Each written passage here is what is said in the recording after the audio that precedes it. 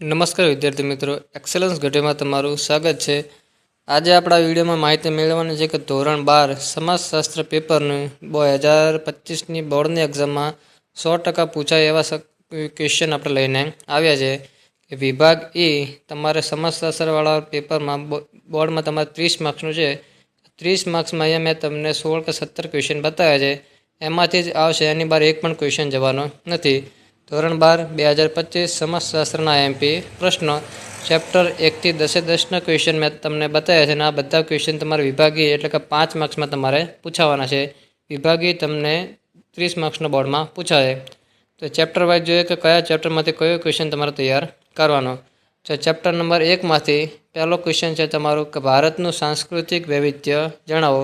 બીજો ક્વેશ્ચન છે ભારતમાં ધાર્મિક વૈવિધ્યની ચર્ચા કરો। આ તમારો પહેલા ચેપ્ટરનો ક્વેશ્ચન છે।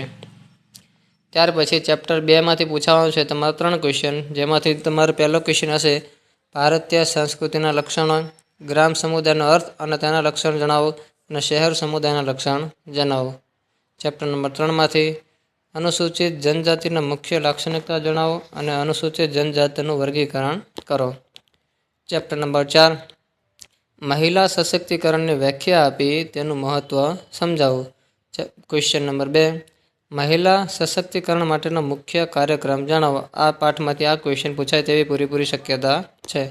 ચેપ્ટર નંબર 5માંથી પશ્ચિમીકરણના પાસા ટૂંકમાં વર્ણવો અને વૈશ્વિકરણના લક્ષણ જણાવો। આ બે મોસ્ટ આઈએમપી ક્વેશ્ચન છે આ ચેપ્ટરમાંથી।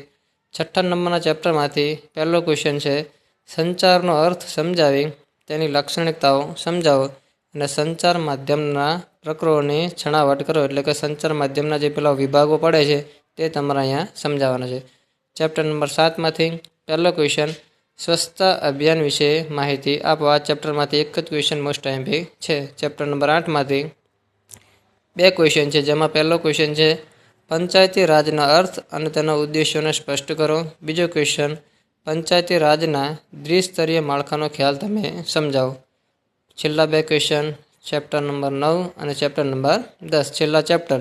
તો ચેપ્ટર નંબર 9માંથી એક ક્વેશ્ચન આઈએમપી છે તમારો કે બાળ અપરાધની વ્યાખ્યા આપી બાળ અપરાધનો અર્થ સમજાવો। અને છેલ્લું ચેપ્ટર તમારું 10મું, જેમાંથી તમારા 3 ક્વેશ્ચન હશે, એમાંથી એક આવે તેની પૂરેપૂરી શક્યતા છે।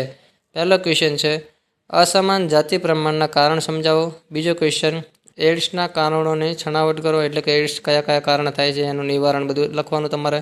અને છેલ્લો ક્વેશ્ચન નશીલા દ્રવ્યોના વ્યસનના કારણો વિગતે સ્પષ્ટ કરો।